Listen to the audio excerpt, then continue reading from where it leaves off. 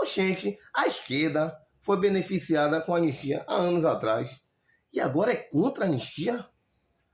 Ah, 2 pesos e 2 medidas, né? Beleza. Veja esse vídeo aí até o fim, que vai falar tudo sobre a anistia no nosso país.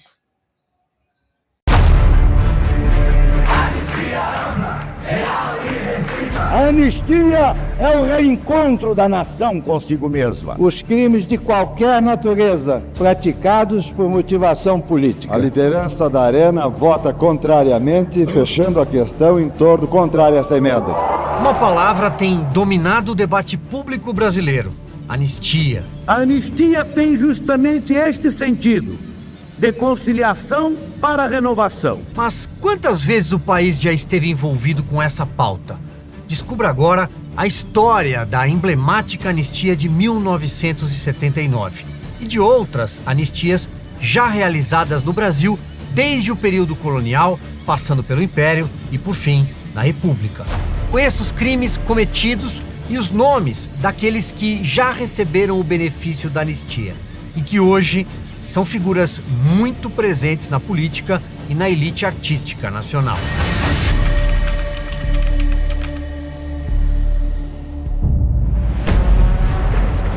No dia 28 de agosto de 1979, João Batista Figueiredo, o último militar a governar o Brasil antes da redemocratização, abriu caminho para a mais ampla, geral e restrita anistia já concedida no país.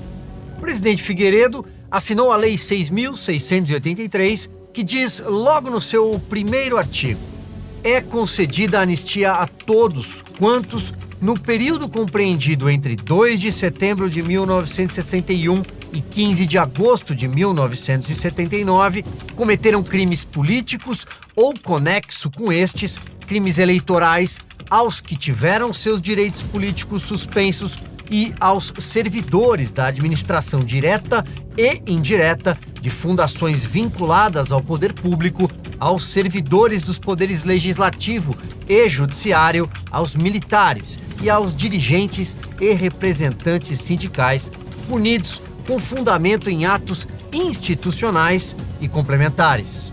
A anistia de 1979 pode ser considerada o início da abertura política e da pacificação nacional depois de um longo período de violência. O ambiente de caos era promovido pelos vários setores da ideologia da esquerda: os marxistas, trotskistas, terroristas e demais sufixos, além, é claro, dos excessos praticados pelos próprios militares. Era hora de parar com cartas-bombas explodindo na Ordem dos Advogados do Brasil, a OAB, em gabinetes, hotéis, na quadra da Escola de Samba Acadêmicos do Salgueiro, no Rio de Janeiro, e em bancas de jornais. Foi um período que deixou muitos mortos e sequelas que marcaram muitas vidas. Era hora de passar uma borracha, era hora do desfecho, era hora de perdoar para pacificar o país. O artigo 1º da lei concedeu o perdão a todos. Leia-se novamente todos. É importante destacar a palavra todos, porque essas 5 letras marcariam a história do Brasil. Todos, como diz textualmente o artigo, dos que cometeram crimes políticos ou conexos, crimes eleitorais, aos que tiveram direitos políticos suspensos, aos militares e aos dirigentes sindicais e por aí vai.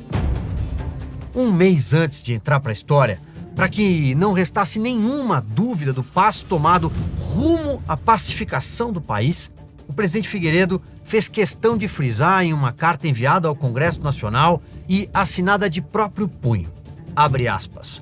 Este, senhores congressistas, o projeto de anistia que envio à consideração de vossas excelências na convicção de que pratico um ato significativo e profundo, o ato histórico de anistia, com a mesma serena confiança com que, na informalidade da vida cotidiana, estendo a mão a todos os brasileiros.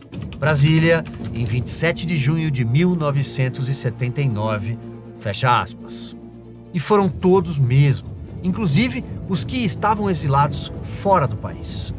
Não existe uma lista definitiva com todos os nomes dos que foram perdoados pela anistia, justamente pela envergadura da lei.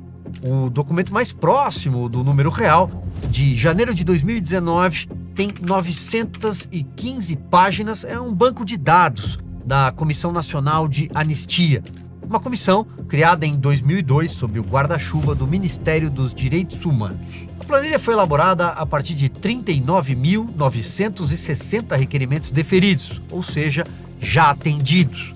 Mas o número total de pedidos é muito maior, 80.357. A anistia é uma escolha, um ato voluntário, decidida por razões maiores e justamente para evitar mais dor. Na Grécia Antiga, o conceito já existia como forma de restaurar a paz depois de guerras civis. O perdão, em nome da reconciliação, uma forma de saída para a pacificação social. Processos similares de perdoar para pacificar já ocorreram em solo brasileiro. Em 1707, começaram confrontos armados entre os dois grupos. Até que, em 1709, a coroa portuguesa interveio para pacificar a região. Criou a Capitania de São Paulo e Minas de Ouro, separando a região das Minas da jurisdição dos paulistas e a deixando diretamente subordinada à coroa. Então, um novo governador foi nomeado com poderes para pacificar e reorganizar a região. Antônio de Albuquerque, o novo governador, de fato tomou medidas de reconciliação, como cessar as perseguições contra paulistas e emboabas sobreviventes. Ele permitiu que todos permanecessem na região, desde que submetidos à nova administração. Já no período imperial, houve episódios como a Sabinada na Bahia, a Balaiada no Maranhão, a Revolta da Cabanagem, onde era a gigantesca província do Grão-Pará. A mais conhecida delas, a Inconfidência Mineira, em 1789. E a Revolução Farroupilha, no Rio Grande do Sul. Todos esses episódios históricos contaram com alguma forma de anistia para encerrar as tensões. Até mesmo conflitos externos, como a Guerra do Paraguai, exigiram uma anistia para lidar com os militares e escravizados que haviam participado da guerra. E assim, o Brasil o fez. Escravizados que lutaram pelo exército foram libertados e algumas punições a soldados, a voluntários desertores foram perdoadas. No começo do século XX, Getúlio Vargas fez a chamada Anistia Republicana após a Revolução de 1930. Foi concedida anistia a presos políticos e militares envolvidos em revoltas anteriores, como os tenentistas da década de 1920. O objetivo era unificar o país sob o novo regime varguista. Sempre há caminho para a paz na política. Magalhães Pinto, que foi governador de Minas Gerais e senador, resumiu assim: a política se move como nuvem. Você olha, está de um jeito. Você olha de novo, já mudou. Aliás, após o fim do Estado Novo, houve a anistia de 1945, concedida a presos políticos, exilados e militares punidos durante o regime autoritário, para ser possível a reabertura democrática e a convocação de eleições, encerrando o ciclo autoritário. Quando Getúlio Vargas assinou o decreto, em 18 de abril de 1945, beneficiou 563 pessoas. Todos estavam presos pelo Estado Novo. Nomes desses anistiados são bem conhecidos e lembrados com frequência por militantes da esquerda. Por exemplo, Luiz Carlos Prestes era o secretário-geral do Partido Comunista Brasileiro. João Mangabeira, o escritor Jorge Amado, Aparício Torelli, o Barão de Tararé, e o guerrilheiro Carlos Marighella, líder da ALN, a Ação Libertadora Nacional. A trajetória de Marighella vai se misturar com a própria lei de 1979. A vida dele já foi tratada em livro, em filme e também num episódio do programa Face Oculta da Brasil Paralelo. Seu grupo armado foi responsável por mortes de militares, sequestros e assaltos por anos. Marighella era um criminoso profissional quando morreu em 1969, mesmo ano em que a ALN ajudou a sequestrar o embaixador dos Estados Unidos, Charles Burke Elbrick. que passou dias num cativeiro no bairro de Botafogo, no Rio de Janeiro. For the purpose of obtaining the release of the 15 prisoners that were sent to Mexico, while at the same time trying to embarrass the Brazilian government and the United States government. Foram 4 sequestros de diplomatas naqueles anos. Em troca, a ALN e os seus comparsas marxistas do MR8, o Movimento Revolucionário 8 de Outubro, pediam a libertação dos companheiros de esquerda da prisão. Para relembrar a cena, o jornal O Globo narrou assim, abre aspas, 12 homens dentro de carros ou a pé estavam distribuídos perto do Largo dos Leões, onde os bairros de Humaitá e Botafogo se encontram na zona sul do Rio de Janeiro. Em sua maioria eram jovens universitários. Eles esperavam o Cadillac Fleetwood preto, que todos os dias levava o embaixador americano Charles Elbrick de sua residência na Rua São Clemente para a Embaixada dos Estados Unidos no centro. Eram 14 horas e 50 minutos quando o veículo despontou na Rua Marx e teve início um dos episódios de maior repercussão da ditadura militar no Brasil. O sequestro do americano Charles Elbrick foi mesmo o caso mais famoso do período, depois até glamourizado no filme O Que É Isso, Companheiro, com a participação de muitos atores conhecidos da televisão brasileira. De fato, ele foi raptado numa quinta-feira, 4 de setembro. O grupo andava com metralhadoras leves, revólveres e explosivos. Eram criminosos. Participaram da ação nomes bem conhecidos hoje em dia. Fernando Gabeira, Franklin Martins, que foi ministro da República décadas depois, Cid Benjamin, que pilotou o Fusca Azul no dia do sequestro, e Paulo de Tarso Venceslau. Gabeira foi deputado, quase prefeito do Rio de Janeiro, e agora é comentarista político da Globo News. Foi ele quem arrumou o esconderijo onde o embaixador ficou preso por 3 dias em Botafogo, ferido por uma coronhada na cabeça. Até hoje, Gabeira não pode pisar nos Estados Unidos. Mas todos foram anistiados.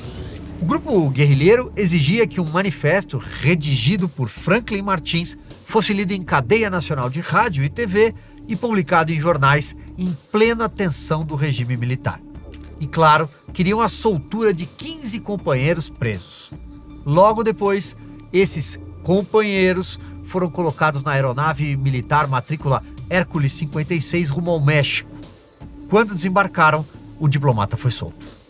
O nome mais famoso da lista de presos é José Dirceu, que depois seria um dos fundadores do Partido dos Trabalhadores, do qual foi presidente até a eleição de Luiz Inácio Lula da Silva. Mas também estavam a bordo o ex-deputado do PT, Ricardo Zaratini, o jornalista Flávio Tavares, Vladimir Palmeira e Luiz Travassos, os 2 últimos organizadores da Passeata dos 100 Mil, em junho de 1968, no Rio de Janeiro, contra a censura e o cerceamento de liberdades no Brasil. Sim, essas já foram pautas da esquerda. Assim como os crimes se apagaram com a decolagem do Hércules 56, foram esquecidos também os crimes à bala dos guerrilheiros do Araguaia. Na virada da década de 1970, o Partido Comunista do Brasil decidiu mandar jovens para o meio do mato, no antigo sul do Pará, onde hoje é o estado do Tocantins. A ideia era lançar focos de atrito entre camponeses, uma estratégia comunista chinesa de montar um exército popular voluntário. Deu errado. 3 operações militares acabaram com a intenção dos rebeldes Papagaio, Marajoara e Limpeza. Surgiu ali a figura do Major Curió, como era conhecido Sebastião Rodrigues de Moura. Dezenas de militares foram condenados. O militante de esquerda mais conhecido do Araguaia foi José Genuíno, depois presidente do PT e deputado federal. José Dirceu, Fernando Gabeira, José Genuíno, Franklin Martins, Cid Benjamin e todos os outros, mais uma vez, todos mesmo, foram perdoados pela lei da anistia ampla, geral e restrita, assinada pelo presidente Figueiredo. Todos eles puderam voltar ao Brasil depois do exílio, anistiados. Dona Dulce foi banida do país em 1970 e enviada para a Argélia juntamente com outros 39 presos políticos.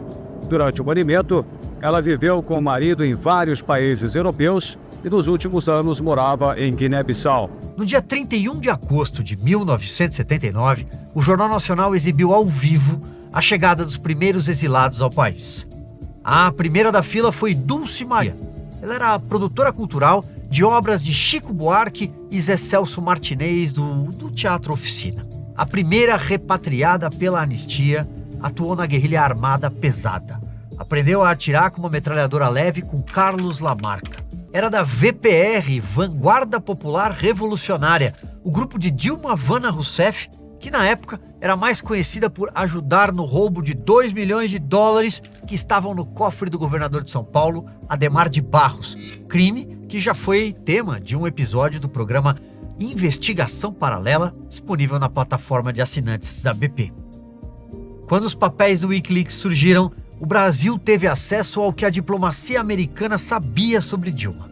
Ela organizou 3 assaltos a bancos e foi anistiada. E, anos depois, virou presidente do Brasil. Zamaia é a primeira pessoa banida do país que retorna após a aprovação do projeto da anistia. Vitório Sorotiu voltou com a mulher que é chilena depois de 8 anos fora do Brasil. Junto com o time do Flamengo vieram 2 exilados beneficiados pela anistia. Em São Paulo existem 12 presos políticos. 7 foram beneficiados com a lei de anistia que está publicada hoje no Diário Oficial. Cada auditoria militar para a soltura dos presos políticos. Jornal Nacional, São Paulo. A cobertura da TV Globo se estendeu nos dias seguintes. Em 1º de setembro de 1979, quando o grupo de repatriados se misturou à delegação do Flamengo, que acabara de conquistar o Campeonato Carioca de Futebol, o repórter Paulo Alceu entrevistou Fernando Gabeira.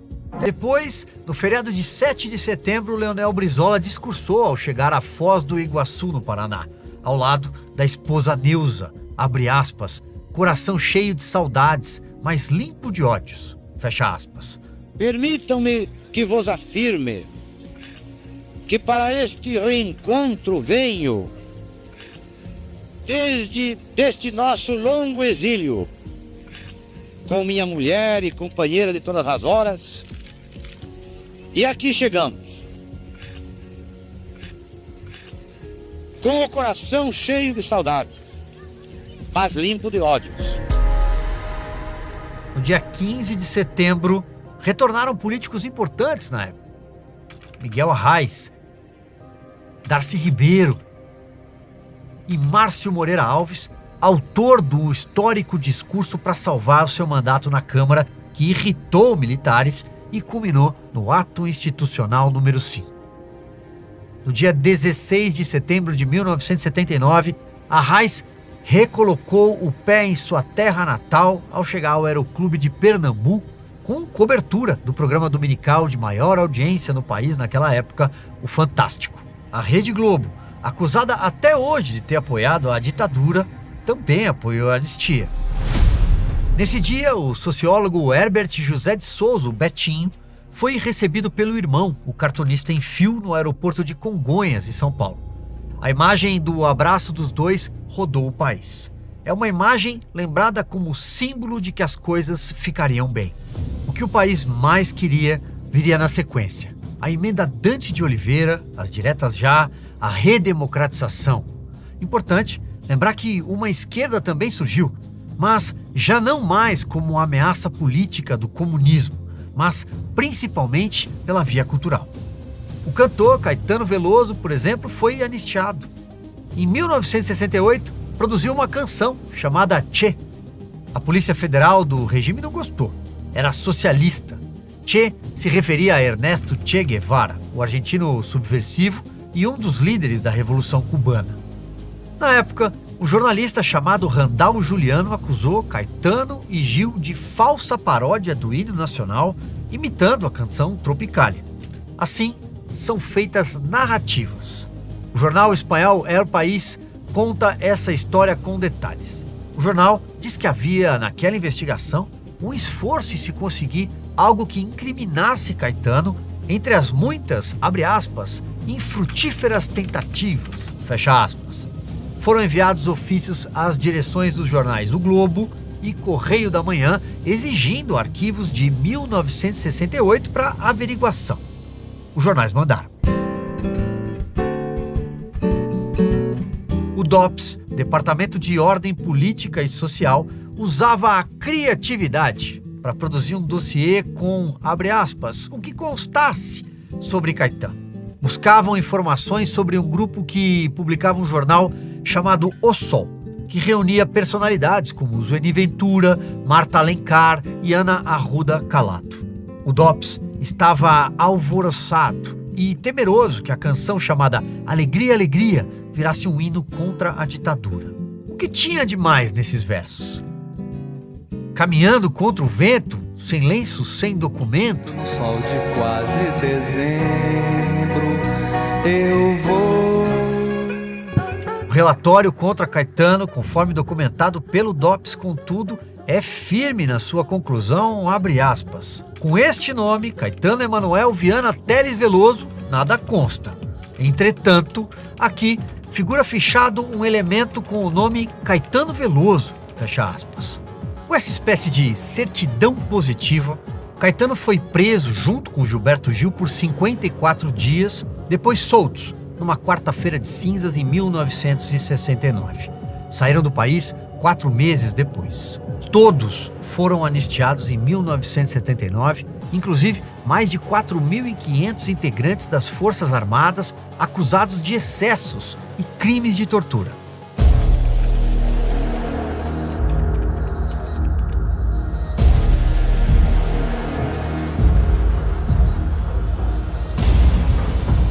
A cena política brasileira das décadas seguintes foi moldada pelos envolvidos na campanha da anistia de 1979.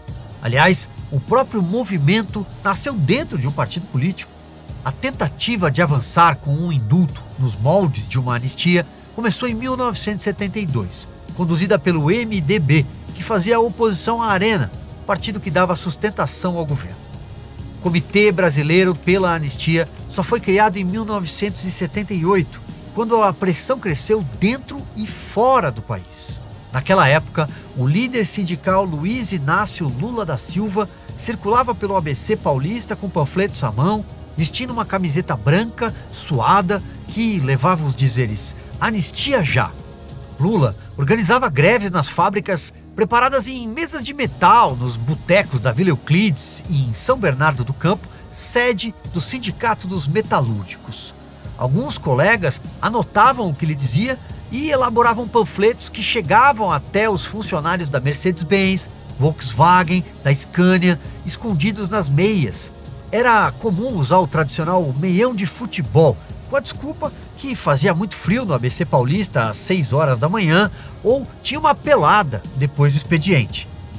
Mensagens também eram escritas nas paredes internas dos banheiros das montadoras de carros e caminhões. Mas o que Lula buscava, afinal? Ele queria a anistia para poder fundar o Partido dos Trabalhadores.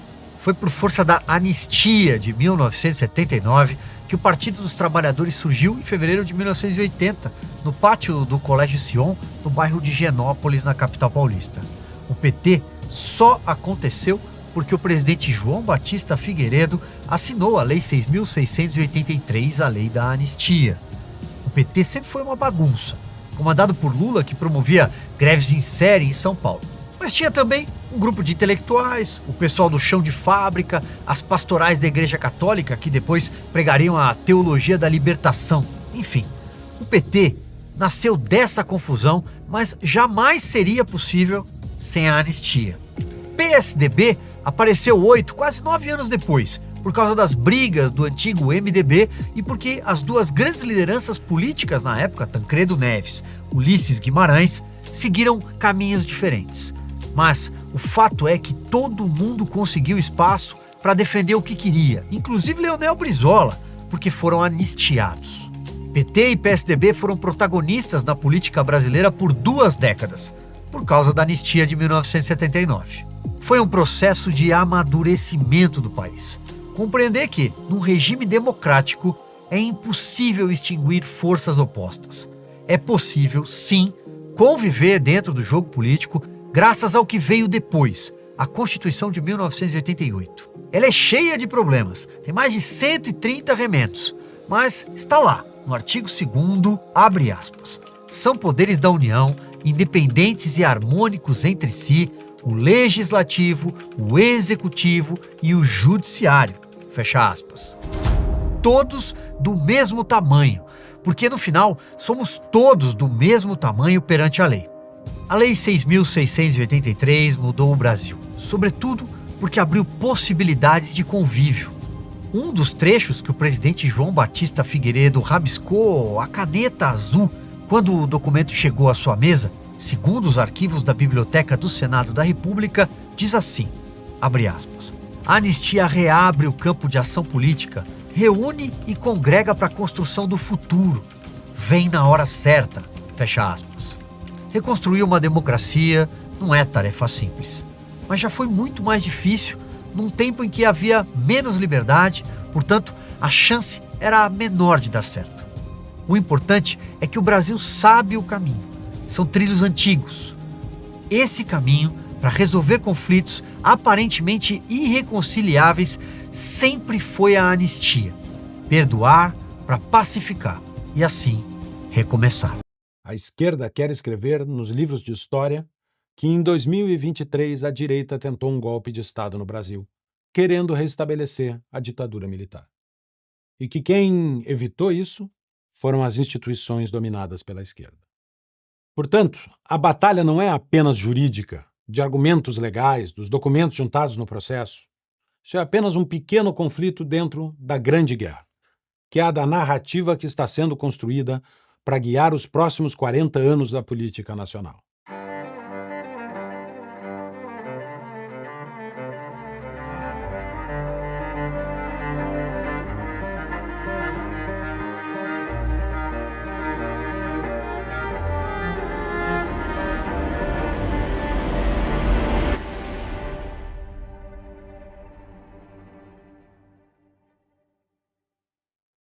O julgamento a que estamos assistindo no STF estará, sim, nos livros de história. Não só pela condenação de Bolsonaro, mas pela versão que será contada pela esquerda. A esquerda saiu do regime militar brasileiro como sendo a defensora da democracia e da liberdade. Essa é a narrativa que venceu. E as narrativas não são o registro do que aconteceu. Elas são uma história contada de uma forma específica para produzir um resultado escolhido. Não importam os fatos. Não importam as intenções, importa apenas a percepção. E ela é construída, dirigida, como Lula ensinou a Maduro recentemente. Então eu acho que cabe à Venezuela mostrar a sua narrativa para que possa efetivamente fazer pessoas mudar de opinião. Eu vou em lugar que as pessoas nem sabem aonde fica a Venezuela, mas sabem que a Venezuela tem problema da democracia, que o governo não tem das contas. Então, é preciso que você construa a sua narrativa e eu acho que, por tudo que nós conversamos, a sua narrativa vai ser infinitamente melhor do que a narrativa que eles têm contado contra você. Durante a ditadura militar brasileira, uma parte da esquerda se radicalizou. Produziu atentados terroristas, sequestros, assaltos a banco, assassinatos políticos. Gabeira disse, não queriam a democracia. Queriam a ditadura do proletariado. Todos os principais ex-guerrilheiros que se lançam na luta política costumam dizer que estavam lutando pela democracia. Eu não tenho condições de dizer isso. Eu estava lutando contra uma ditadura militar, mas se você examinar o programa político que nos movia naquele momento, era voltado para uma ditadura do proletariado. Mas a esquerda tomou para si o direito de escrever a narrativa. Com música, com cinema, com o apoio da classe artística e o comando das universidades. Pintou o quadro que quis. O filme 1964, Entre Armas e Livros, aqui da BP, já contou essa história. Na tal da narrativa, a direita era filhote da ditadura. Os partidos da direita, o antigo PDS e o extinto PFL, principalmente, eram nascidos da Arena, que dava sustentação ao regime militar no Congresso. Já os partidos da esquerda brotaram todos do MDB, da oposição à ditadura. E assim, a esquerda usufruiu por quase 40 anos do privilégio de se dizer a protetora da democracia. Lutara contra a ditadura, contra a tortura, contra a censura, vejam vocês, por eleições e pelas diretas já. Foi com esse manto de santidade democrática que o PT foi crescendo, o PSDB foi inflando e a direita envergonhada foi murchando e desaparecendo. A série O Teatro das Tesouras, aqui da Brasil Paralelo, mostra esse processo. Ser de direita era moralmente condenável no país pós-reabertura. Mas isso mudou. O tempo passou. A ditadura militar foi ficando no passado, apesar do esforço da esquerda de manter a sua mística viva. Quem hoje tem 40 anos nasceu em 1985, com a eleição de Tancredo Neves e o fim do regime militar.